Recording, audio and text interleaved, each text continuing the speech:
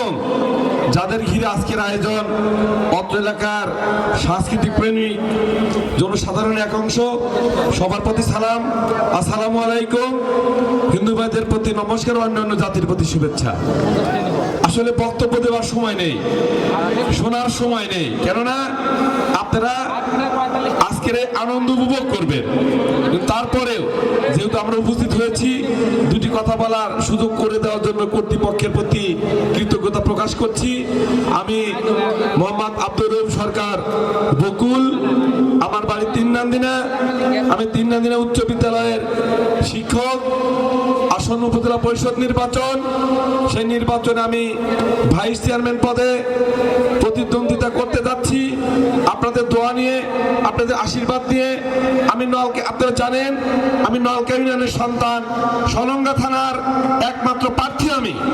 আগামী নির্বাচনে আপনারা আপনাদের সন্তানকে, বকুলকে তালা মার্কা প্রতীকে ভোট দেবেন, এটা আমি মনে প্রাণে বিশ্বাস করি। কেননা আপনাদের এই নলকা ইউনিয়ন থেকে একমাত্র আমি প্রার্থী যে বিগত নির্বাচন উপজেলা পরিষদ নির্বাচন করেছিলাম, আবারও নির্বাচন করছি।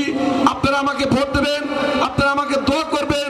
আগামী দিনে এই নলকা ইউনিয়ন থেকে যেন আরো বড় পরিসরে কেউ উপজেলা পরিষদ বলেন, জাতীয় সংসদ বলেন, জেলা পরিষদ বলেন, সেই নির্বাচনে প্রতিদ্বন্দ্বিতা করতে পারে। আমার বকুলকে উদাহরণ হিসাবে আপনারা নলকা ইউনিয়নের সন্তান হিসেবে ভোট দেবেন। পাশাপাশি আমি মনে প্রাণে বিশ্বাস করি এই নলকা ইউনিয়নে আপামর জনসাধারণ দল মত নির্বিশেষে আপনাদের বকুলকে ভোট দেওয়ার জন্য সবাই কেন্দ্রে দেবেন, এটা আমি আপনাদের কাছে দাবি রাখবো, অনুরোধ রাখবো।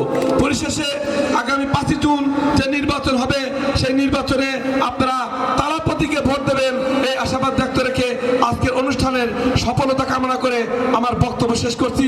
খোদা হাফেজ, সবাইকে ধন্যবাদ। আসসালামু আলাইকুম ওয়া রাহমাতুল্লাহ।